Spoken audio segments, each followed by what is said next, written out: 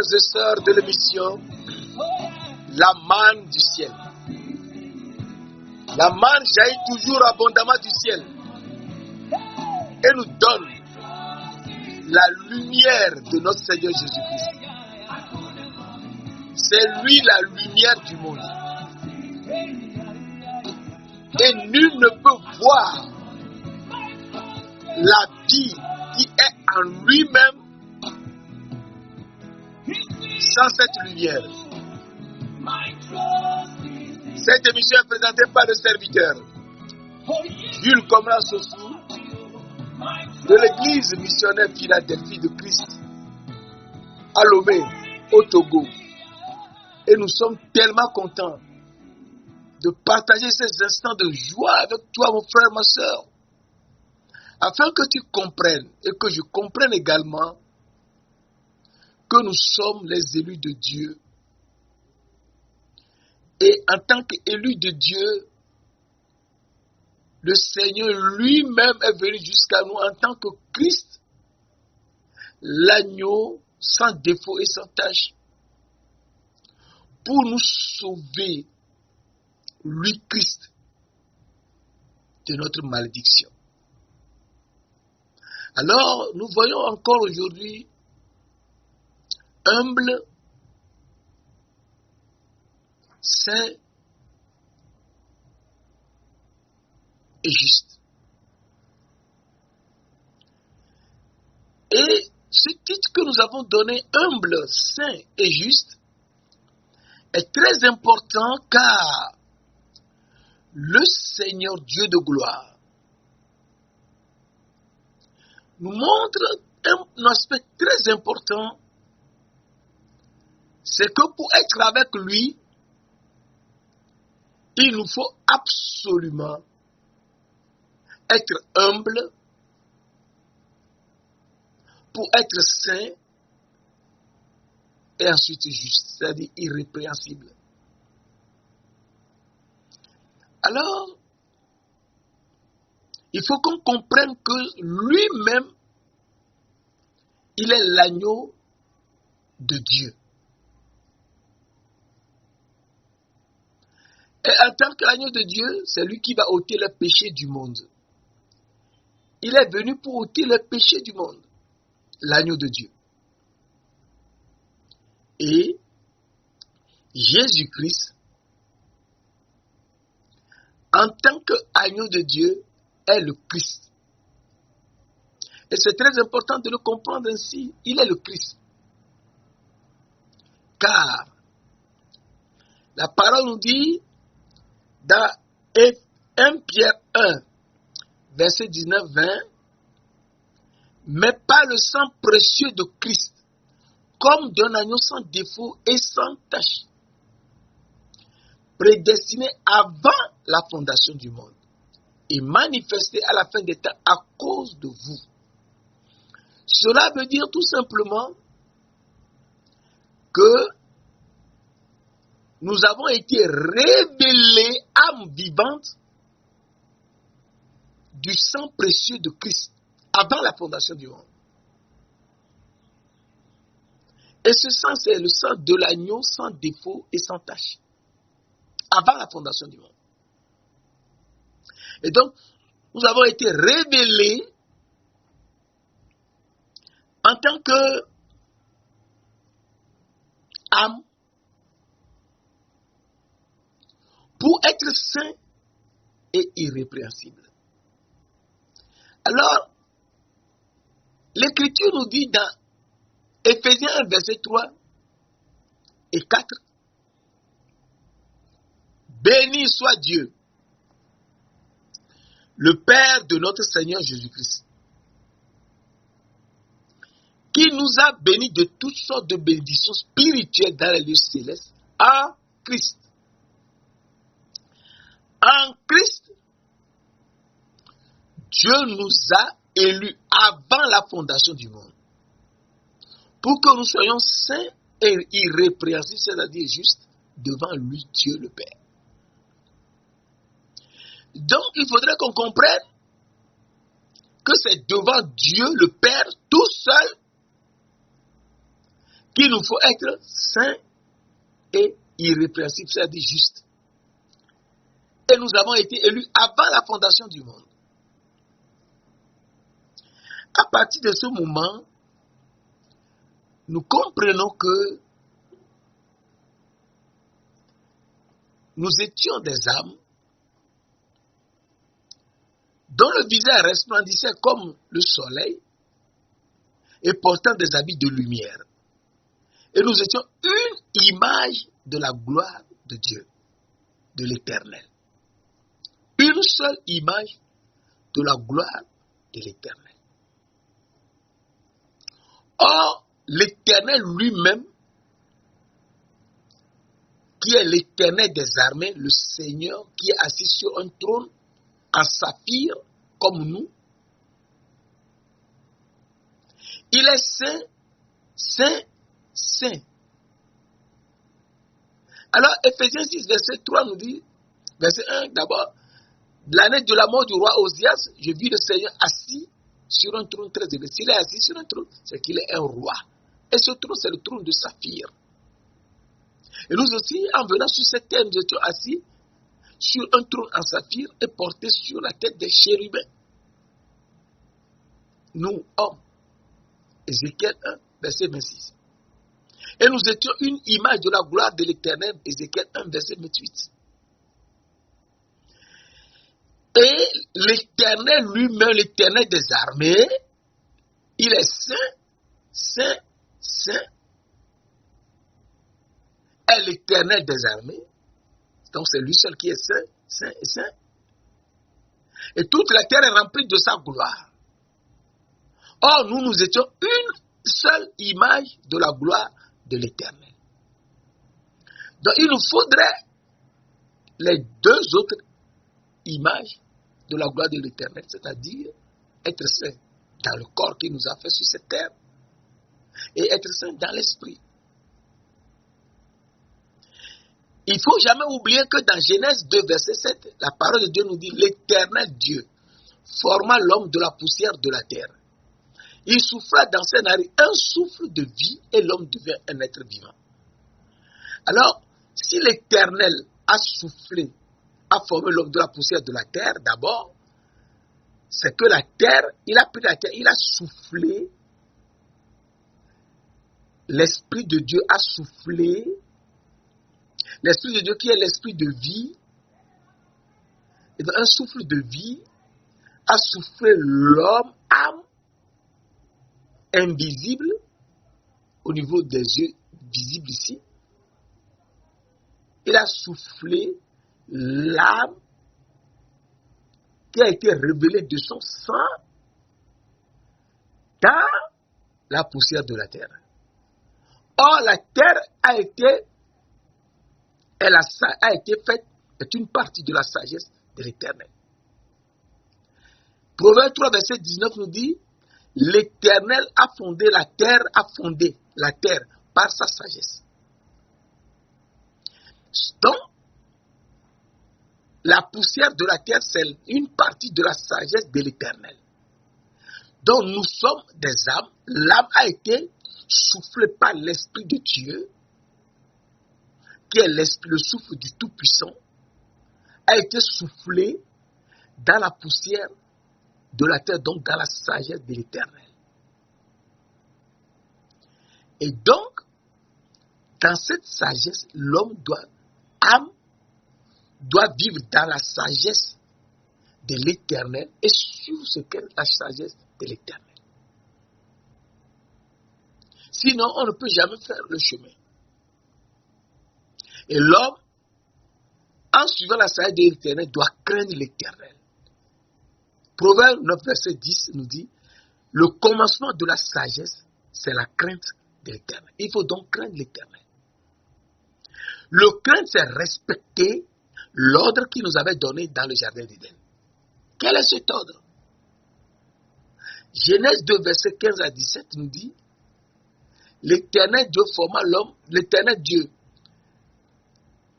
fit l'homme et lui dit de cultiver le jardin d'Éden et le garder. Donc l'Éternel Dieu, c'est l'Éternel Dieu qui nous a mis dans le jardin d'Éden pour le cultiver et le garder. Verset 16. L'Éternel Dieu donna cet ordre à l'homme. Tu pourras manger de tous les animaux. Tu pourras manger de tout ce qui est dans le jardin. Verset 17. Mais tu ne mangeras pas l'arbre de la connaissance du bien et du mal, car le jour où tu en mangeras, tu mourras. Nous comprenons que l'Éternel nous a donné la possibilité de tout manger dans le jardin d'Éden, mais il nous a donné un ordre. De ne jamais manger l'arbre de la connaissance du bien et du mal, car le jour où on le mangera, on mourra. Cela veut donc dire que la crainte de l'Éternel, c'est de respecter son ordre. L'ordre que l'Éternel nous a donné, il faudrait le respecter. Et l'homme n'a pas respecté l'ordre.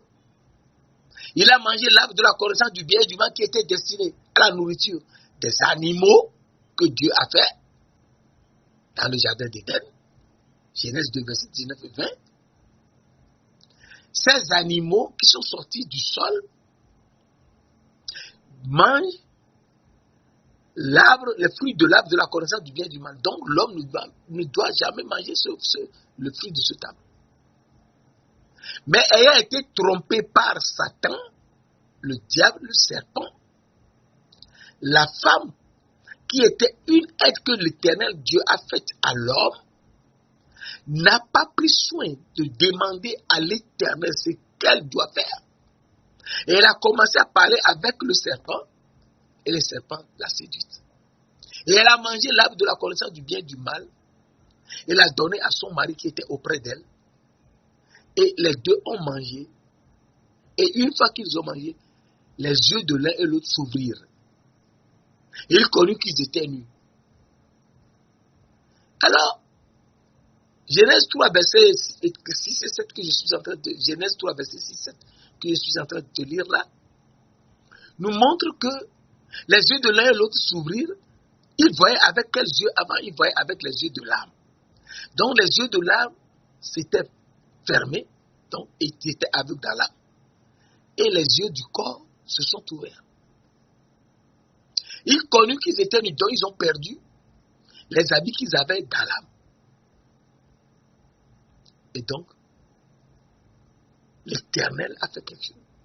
L'Éternel, comme nous avons mangé l'arbre, le fruit de l'arbre de la connaissance du bien et du mal que les animaux mangeaient, eh bien, l'Éternel nous a habillés, nous a revêtus de peau d'animaux.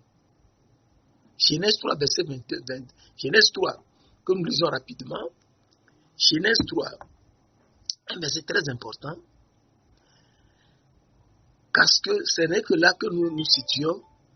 Genèse 3, verset 21, nous dit, verset 21, Genèse 3, verset 21, l'Éternel fit à Adam et à sa femme des habits de peau et il les a revêtis. Donc c'était les habits de peau d'animaux. Ils ont mangé le fruit de l'arbre de la connaissance du mal qui était destiné à la nourriture des animaux. Eh bien, ils étaient devenus comme des animaux. Et l'Éternel l'a chassé du jardin d'Éden. Pour qu'on ait cultivé le sol. Et l'homme meurt et il est enterré. Or, l'homme ne venait pas du sol. L'homme venait des cieux des cieux. Nous étions des âmes venues des cieux au niveau des trois cieux ici qui ont été créés par Dieu et portés sur la tête des chérubins qui sont l'armée des cieux et nous sommes venus sur cette terre. Alors, nous comprenons que l'Éternel nous dit de manger les herbes des champs, Genèse 2, verset 17 à 19. L'Éternel dit à l'homme, puisque tu as écouté la voix de ta femme, et que tu as mangé l'arbre au sujet duquel je t'avais donné ce ordre, tu n'en mangeras point, le sol sera maudit à cause de toi. C'est à force de peine que tu en tireras ta nourriture tous les jours de ta vie. Il te produira des épines et des ronces et tu mangeras de l'herbe des champs. Car tu es poussière et tu retourneras dans la poussière. Mais l'homme n'était pas poussière, l'homme était âme, venu des cieux des cieux. Et donc l'homme doit retourner dans les cieux des cieux et non dans la poussière de la terre. Alors, la chose étant telle, Dieu de gloire a décidé de nous ouvrir les yeux de l'âme. Les yeux aveugles de notre âme, Dieu a décidé de nous les ouvrir. Et c'est très important, mes frères et mes sœurs. Il a décidé de nous les ouvrir afin qu'on voit dans l'âme. Et ensuite nous habiller de nouveau de vêtements de lumière pour qu'on brille partout. Et nous connaîtrons l'expiation qu'il nous a fait et nous serons humbles pour le suivre afin d'être justes. Sinon, on ne peut jamais. Il faut qu'on soit humble pour suivre le Seigneur et être comme lui-même, être saint et ensuite le suivre en étant juste. Juste pourquoi? Juste pour aller découvrir et manger le fruit de l'arbre de la vie qui est au milieu du jardin. Le fruit de l'arbre de la vie est au milieu du jardin. Genèse 2. Nous lisons rapidement Genèse 2, versets 8 et 9. Puis l'Éternel planta un jardin en Éden du côté de l'Orient et il mit l'homme qu'il avait formé. Donc c'est l'Éternel qui nous a mis dans le jardin. Nous-mêmes, nous ne connaissons pas le chemin du jardin pour y aller. C'est l'Éternel qui nous a mis dans le jardin. Et il a mis l'homme qu'il avait formé. Verset 9, Genèse 2, verset 9. L'Éternel Dieu fit pousser du sol des arbres de toute espèce, agréable à voir et bon à manger. Et l'arbre de la vie au milieu du jardin et l'arbre de la connaissance du bien et du mal. Donc l'arbre de la connaissance du bien et du mal est au début du jardin ici et agréable à voir et bon à manger. Or, il nous avait donné un ordre de ne pas le manger. Et donc, on doit respecter l'ordre de Dieu et suivre sa parole en le craignant et faire le travail jusqu'à voir l'arbre de la vie au milieu du jardin. Mes frères, mes sœurs, c'est un aspect très important car ne pas le connaître, c'est se perdre. C'est se perdre. Il faut absolument trouver l'arbre de la vie au milieu du jardin et le manger. Donc, Dieu est venu, Dieu manifesté en chair qui est Jésus-Christ. Parce que Jésus-Christ c'est la parole. Et la parole était Dieu, la parole était l'esprit. Dieu est esprit. Jean 4, verset 24. Dieu est esprit. La parole était Dieu. Donc la parole était Dieu, l'esprit. Donc la parole était l'esprit. Et la parole a été manifestée en chair, venue avec la grâce et la vérité. Et c'est Jésus-Christ qui est venu avec la grâce et la vérité. Donc Jésus-Christ est Dieu, l'esprit manifesté en chair. À partir de là,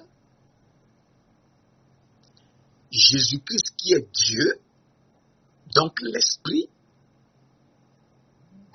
nous a créés pour un but donné.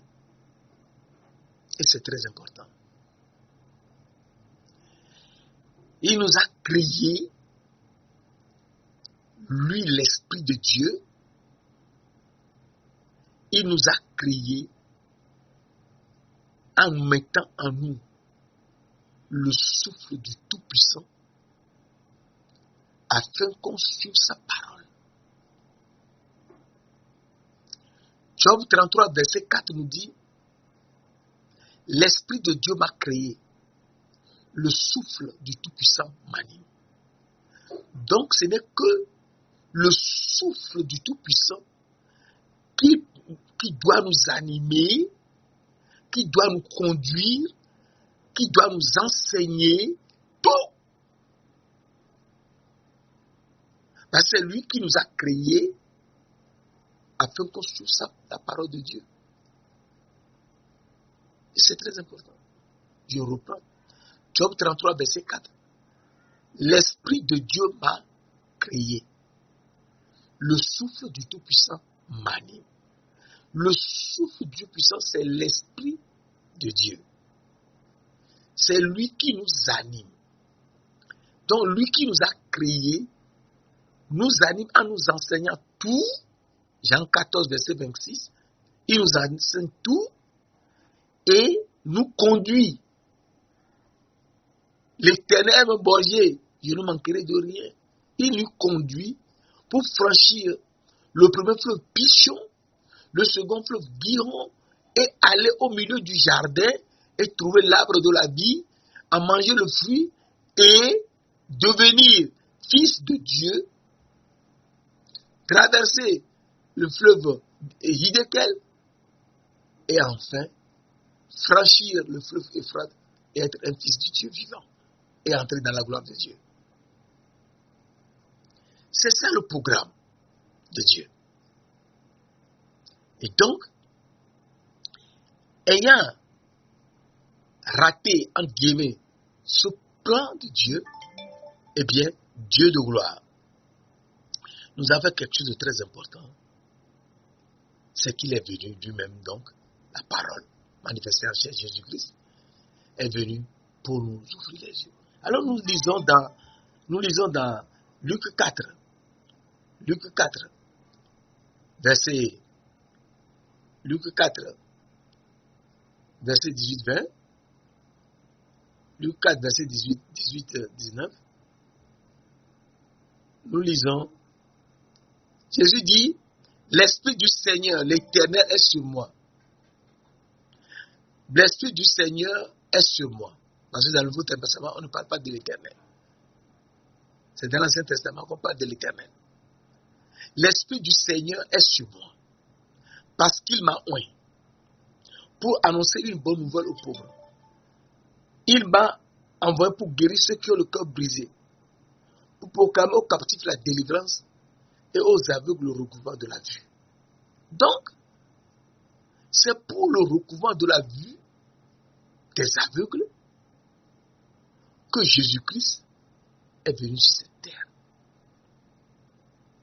Jésus-Christ, l'Esprit, qui est Dieu, est venu sur cette terre, manifesté en chair. Il est venu pour le recouvrement de la vue aux aveugles, c'est-à-dire les âmes aveugles. C'est pour cela que Jésus est venu. Les âmes aveugles sont conduites aujourd'hui par le corps visible sur cette terre. Or, le corps n'a jamais fait les cieux des cieux, ne connaît même pas les 3 cieux au-dessus de nos têtes. Et donc tout ce que le corps fait, c'est sur cette terre qu'il faut briller. Or, il faut retourner dans les cieux des cieux d'où nous sommes venus sur cette terre. Et il va faire le recouvrement de nos vues. Alors, comment faire pour qu'on ait le recouvrement de la vue? Eh bien, Jésus doit faire la Pâque puisque nous avons été révélés de son propre sang, du sang de l'agneau, sans défaut et sans tache. Du sang de l'agneau sans défaut et sans tache. 1 Pierre 1, verset 19 nous dit, mais pas le sang précieux, je l'avais dit tout à l'heure, mais pas le sang précieux de Christ, comme d'un agneau sans défaut et sans tache. Manifesté, donc d'un agneau sans défaut et sans tache, prédestiné avant la fondation du monde, et manifesté à la fin des temps à cause de vous. Et donc, l'agneau sans défaut, c'est cet agneau qui va faire la Pâque pour nous. Il faut qu'on fasse très attention et savoir de manière intrinsèque que Jésus-Christ est la parole de Dieu qui est esprit et qui a été manifesté en chair. Donc Jésus-Christ est Dieu l'esprit. Et il est Dieu l'esprit. Il a créé le monde d'une certaine manière. Genèse 1, verset 1 nous dit, au commencement, Dieu créa les cieux et la terre. Genèse 1, verset 2, la terre était informe et vide. Il y avait des ténèbres à la surface de l'abîme. Donc, au départ, c'est Dieu qui a créé les cieux et la terre. Personne d'autre. Donc, il sait ce qu'il était en train de faire. Il a fait d'abord venir les ténèbres. Parce qu'il sait, avant de créer tout, ceux qui seront des ténèbres.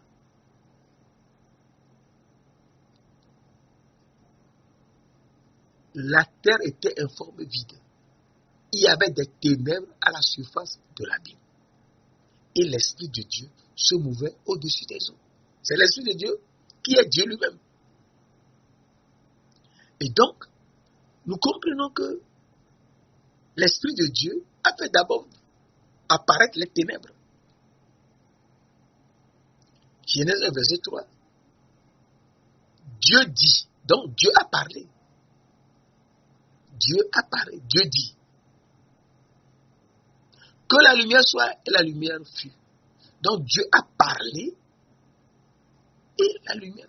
Donc nous comprenons que c'est la parole de Dieu qui est la lumière. Dieu dit que la lumière soit et la lumière fut. Donc Dieu a parlé. Donc la parole de Dieu s'est manifestée. Et la lumière fut. Donc la parole de Dieu qui a été manifestée, c'est Jésus-Christ. Qui a été manifestée en chair, c'est Jésus-Christ. Il faut qu'on suive la parole de Dieu. Et dans Jean 8, verset 12, Jésus parla de nouveau et dit. Jésus parla. Donc la parole est sortie de la parole. Et dit, je suis la lumière du monde. Il parla de nouveau et dit, je suis la lumière du monde. Donc c'est lui la lumière. Celui qui me suit ne marchera pas dans les ténèbres, mais il aura la lumière de la vie. Donc, il y a deux choses. Il y a les ténèbres. Si tu ne suis pas Jésus, tu resteras dans les ténèbres. Mais si tu le suis, eh bien, tu auras la lumière de la vie. Et tu deviendras la lumière du monde. À partir de ce moment, nous comprenons que la parole qui est la lumière, la parole de Dieu qui est la lumière, est venue à nous et nous dit qu'il est la lumière du monde. Jésus dit qu'il est la lumière du monde. Et donc, il faut le suivre. Lui, la lumière, pour ne pas marcher dans les ténèbres. Et avoir la lumière de la vie. Donc, et c'est que Jésus que nous devons suivre. Suivre sa parole, puisqu'il est la parole de Dieu qui est écrite dans la Bible. Et donc, il est venu pour nous ouvrir les yeux. Et donc, nous devons savoir qu'il est parti à la croix lui qui est la parole, il est le Christ et il a fait quelque chose d'extraordinaire pour nous. Et c'est très important. Qu'est-ce qu'il a fait? Il a fait la Pâque pour nous. Alors, c'est très important de savoir qu'à la Pâque, Jésus nous montre un point très important. À la Pâque, il nous dit, Genèse 12, Exode 12, verset 5-6, ce sera un agneau sans défaut pour la Pâque. Verset 6, vous le garderez jusqu'au 7e jour, jusqu'au 14e jour de ce mois. Et toute l'assemblée d'Israël l'immolera entre les 2 soirs. Et donc, il faudrait savoir ici que c'est Jésus qui est Dieu, qui est l'Esprit, qui a créé les cieux et la terre. Ça, c'est très important. Qui a créé les cieux et la terre. S'il y avait des ténèbres, c'est lui qui les a créées. S'il y a la lumière, c'est lui-même qui est lumière. Et s'il y a les ténèbres le soir, c'est également lui-même qui l'a créé. Alors, Genèse 1, verset 5 nous dit, Dieu appela les ténèbres, Dieu appela la lumière jour et les ténèbres nuit. Il y a un soir et il y a un matin. Donc, les ténèbres, c'est un soir, il y a un soir et il y a un matin. Genèse 1, verset 5. Et Genèse 1, verset 2, les ténèbres étaient à la surface de l'abîme. Cela veut dire que ces ténèbres aussi qu'il avait créées étaient un soir. Dans le premier jour, il y a eu 2 soirs et un moment de lumière. Donc, si tu comprends bien, le premier jour, il y a eu 2 soirs et un matin de lumière. Et à la Pâque, le Seigneur Dieu nous dit que l'agneau pour la Pâque sera un agneau sans défaut qu'on va immoler entre les 2 soirs, donc comme au premier jour. Et Jésus-Christ, qui a tout créé, a accepté, lui l'agneau sans défaut qui est Christ, l'agneau sans défaut et sans tache. Il a accepté d'aller à la croix et on l'a percé. Mais avant qu'il ne soit percé, il a voulu nous montrer que c'est lui-même qui est Dieu, l'Esprit, qui a fait les 2 soirs et un moment de lumière. Alors, Matthieu 27, verset 45, entre la 6e heure et la 9e heure, il y eut des ténèbres sur toute la terre. Toute la terre. Donc, il n'y avait pas de soleil nulle part sur la terre. Je te l'avais dit la dernière fois. C'était donc des ténèbres. À partir de la 9e heure, Jésus cria, Élie, Élie, lema sabachthani. Il cria, donc il parla. Et il a parlé. La parole était sortie. Et la lumière est apparue. Tout le monde se voyait. Jean 19, verset 25 à 30. Marie de Magdala, femme de Clopas, et Marie, la mère de Jésus, étaient sous la croix. Et Jésus leur dit, femme, voilà ton fils à Jean. Et il dit à Jean, voici ta mère. Donc tout le monde se voyait. Et pour confirmer que tout le monde se voyait, il a dit, j'ai soif.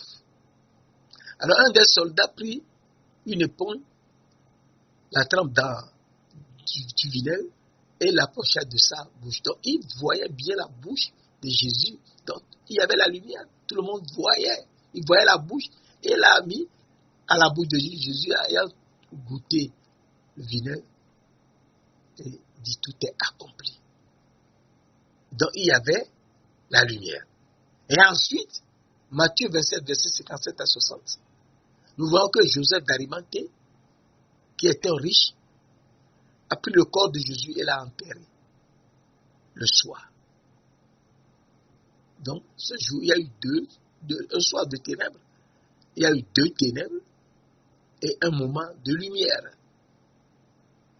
C'est tout comme le premier. D'abord, c'est Jésus, c'est lui-même Dieu. C'est lui l'Esprit qui a tout fait. Donc, il nous a reproduit exactement ce qu'il y avait au premier jour. Et donc, à la croix, lorsqu'on l'a percé, il sortit du sang et de l'eau.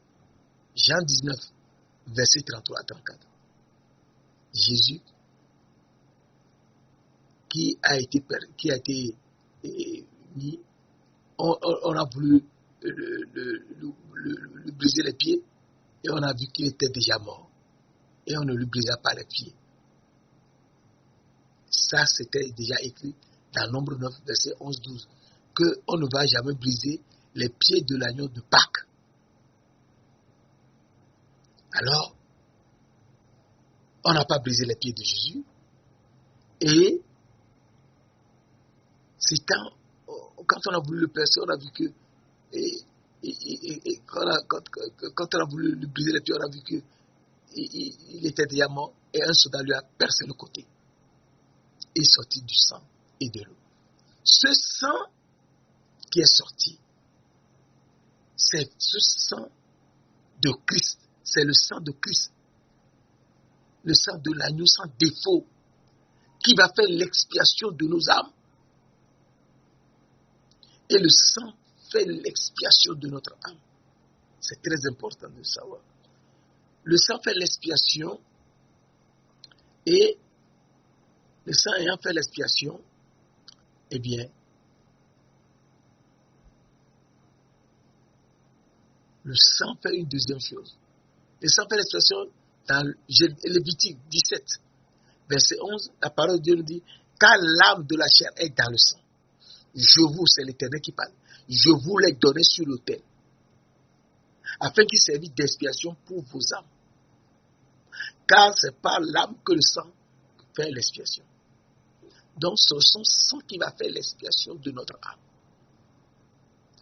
Et son sang, quand on l'a percé, du sang était sorti.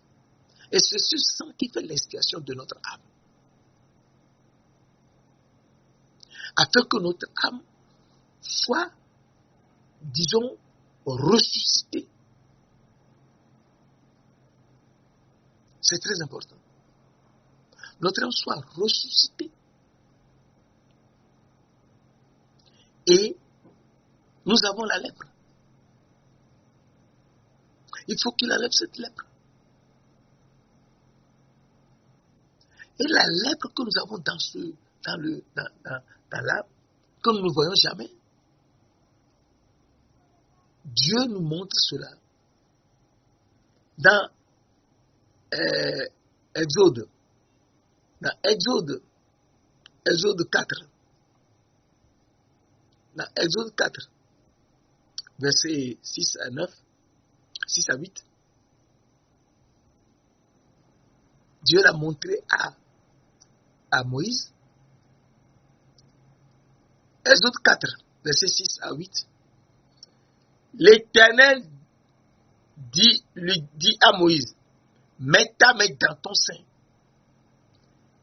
Il mit sa main dans son sein, puis il a retiré, voici la main était couverte de lèvres blanches comme la neige.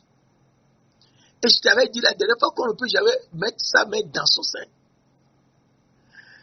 Mais quand l'Éternel te parle, ce qui est impossible aux hommes est possible à Dieu. Luc 18, verset 27. Ce qui est impossible aux hommes est possible à Dieu. Quand Moïse a mis la main dans son aisselle, non, il a mis là, la main est entrée en lui. C'est entré dans son sein, en lui-même. C'est Dieu qui nous a créés. Qu'est-ce qui lui est difficile? Moïse a mis la main là-bas, la main ici, la main est entrée dans son sein, en lui-même. Oui. Il a sorti la main de lui-même, la main était couverte de lèpre. Donc Moïse a compris que dans son sein, dans son âme, il y avait la lèpre. Et Dieu lui a ensuite dit de la remettre, la main le plus dans son sein. Il a remis dans son sein, en lui-même, il a ressorti, la main était propre. Elle était redevenue comme sa chair. Moïse a compris ce jour que celui qui parle est son créateur. C'est le Dieu Tout-Puissant. Il doit le suivre. C'est pour ça que Moïse a accepté de le suivre.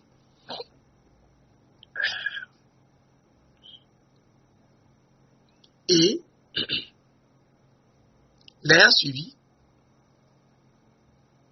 il a vu des choses extraordinaires. Ici, ce que je voudrais vous montrer, c'est que Moïse a eu la lèpre et s'est guéri par l'Éternel Dieu. C'est lui seul qui guérit de la lèpre. C'est pourquoi, lorsque Naaman, le général syrien, était venu auprès d'Élisée, Dieu a parlé à Élisée. Élisée lui a dit lui a fait dire d'aller se laver dans le Jourdain 7 fois. Donc, il était parti, il a suivi la parole du prophète Élisée, et à la 7e plongée, il est sorti et il était dans l'œuvre de l'a quitté. Donc c'est l'Éternel seul, nul autre. C'est lui seul qui guérit de la lèpre, qui nous guérit de la lèpre. Et c'est lui qui nous guérit de la lèpre. Et donc, ayant guéri Moïse de la lèpre, eh bien, il nous guérit aussi de la lèpre. Et nous apprenons que celui-ci, il faut être humble devant lui. Oui, il faut être humble devant lui. Sinon, on est perdu. Donc, il faut être humble devant lui, est très important, parce que ce n'est que lui seul qui peut nous donner la sagesse. Ce n'est que lui. Alors, une fois que l'expiation a été faite et que la lèpre a quitté notre âme, que par le sang de Jésus,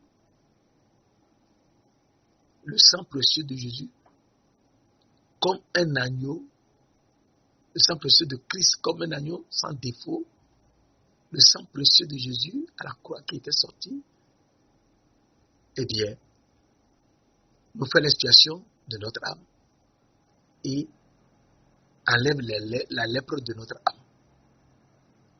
Alors, nous savons que il nous reste à avoir complètement le recouvrement de la vue. Et il faut, pour avoir le recouvrement de la vue complètement, il faut qu'on soit humble,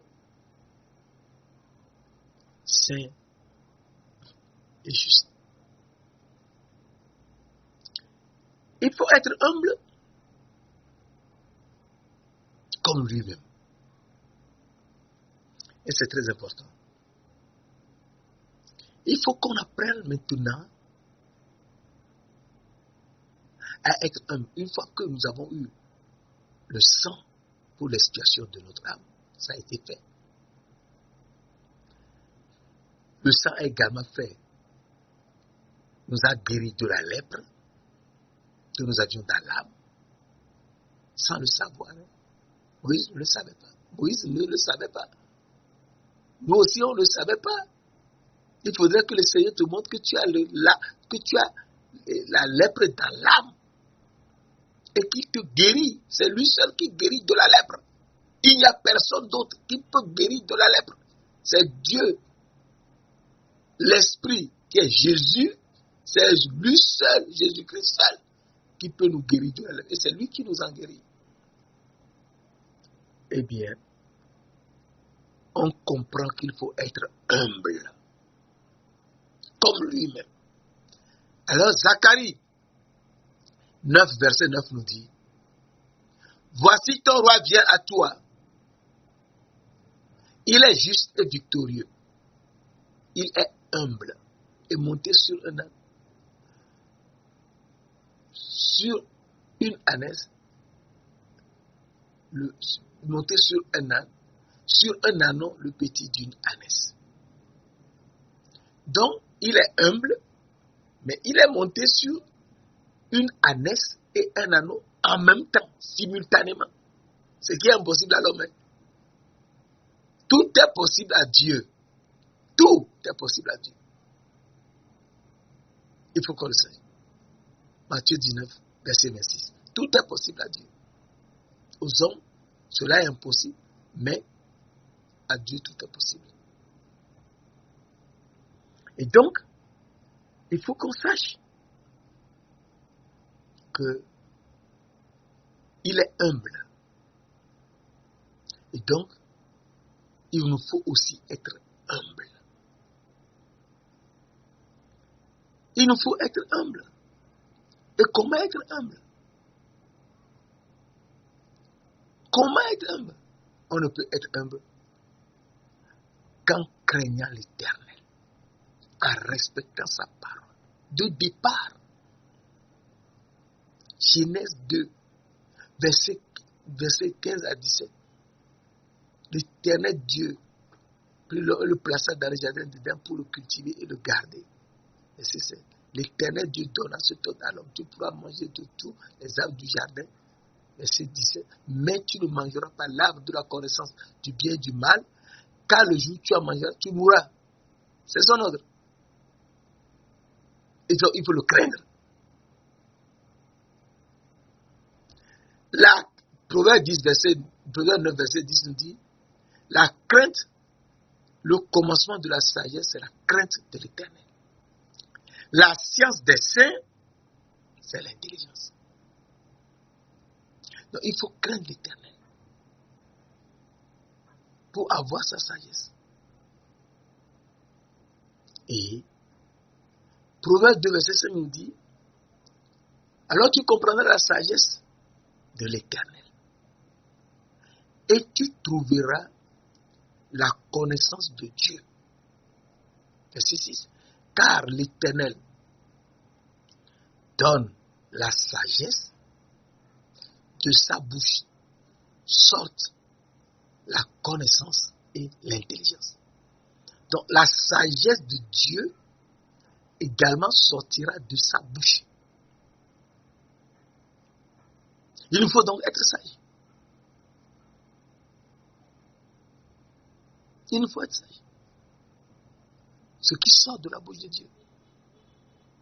Alors, Jésus qui s'est fait humble est venu sur cette terre.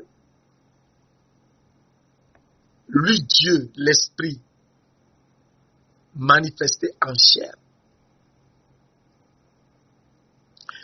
qui a soufflé et l'armée des cieux était sortie, les chérubins ne l'ont jamais vu, puisqu'il a soufflé, a été tenté par le diable. Le diable, le tentateur, lui dit, si tu es fils de Dieu, ordonne que ces pierres deviennent des pains. Jésus s'est fait humble. Et le diable, le tentateur, Satan, le serpent ancien, s'est approché de lui et lui a parlé. Il s'est fait humble. Et lui a dit de transformer les pierres en pain. C'est ça sa sagesse. Tromper les gens par ruse. Jésus lui dit, Matthieu 4, verset 4, il est écrit, l'homme ne vivra pas de pain seulement, mais de tout ce qui sort de la bouche de Dieu. De toute parole qui sort de la bouche de Dieu. Alors, on comprend que la sagesse qu'il faut à notre âme, c'est ce qui sort de la bouche de Dieu. Alors, cette sagesse, c'est l'humilité. Allez, nous montre cela dans Deutéronome 8, verset 3. Deutéronome 8, verset 3, un verset très important. Il t'a humilié. Dieu t'a humilié. L'Éternel t'a humilié. Non. Il faut qu'on connaisse que c'est l'humilité. Il t'a humilié pour t'éprouver. C'est l'humilité. Il t'a fait souffrir de la faim. Et il t'a nourri de la manne pendant 40 ans. Que tu ne connaissais pas et que tu n'avais pas connu tes pères. Afin de t'apprendre et de m'apprendre que l'homme ne vit pas de pain seulement, mais que l'homme vit de tout ce qui sort de la bouche de l'Éternel. Donc, pour pouvoir craindre Dieu, il faut être humble. Pour ne vivre que de sa parole. Sa parole qui est écrite dans la Bible, hein, celle que nous lisons là, c'est sa parole, c'est ça, c'est de ça que vit notre âme. Tu suis la parole, tu écoutes la parole, tu lis la parole, et bien ton âme est revigorée. Mais que l'homme vit de tout ce qui sort de la bouche de l'Éternel. Donc notre âme ne vit que de la parole qui sort de la bouche de l'Éternel, de la parole de Dieu. Et donc, l'homme comprend un aspect tellement important et qui est extraordinaire. L'homme comprend qu'il est le fils du Très-Haut. Oui, c'est très important.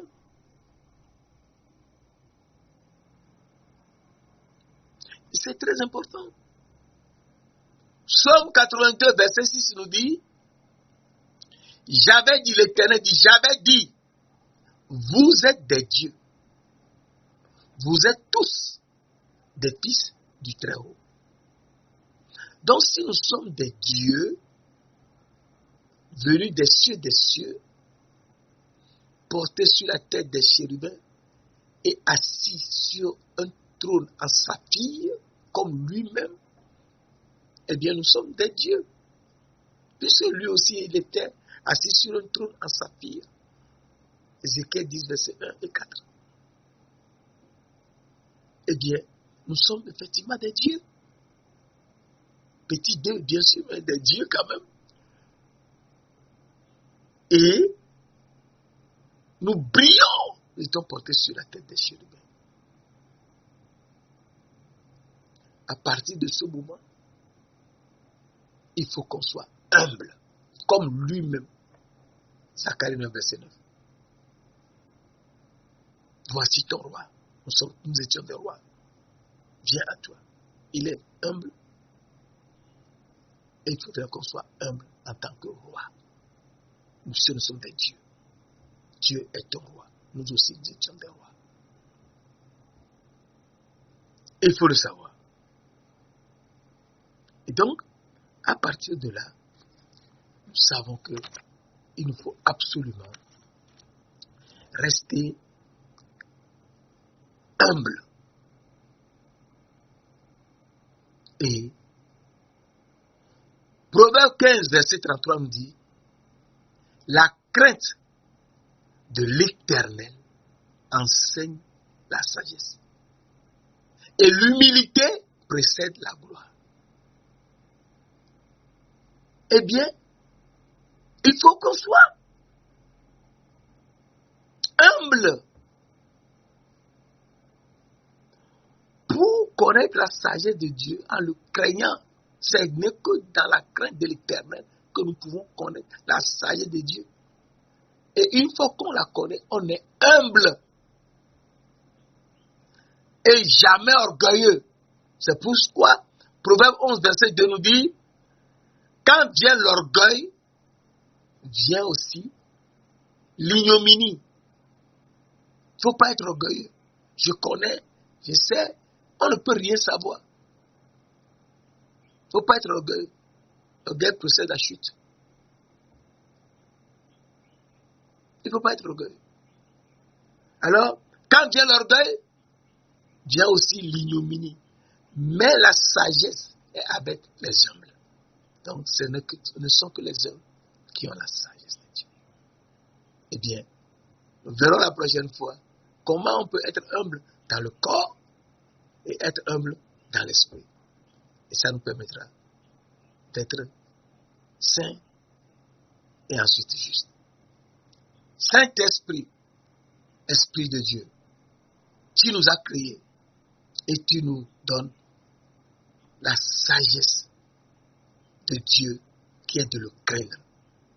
Et en le craignant, eh bien, on sera saint et juste. Merci de nous l'avoir enseigné. Au nom précieux de notre Seigneur Jésus-Christ de Nazareth. Amen.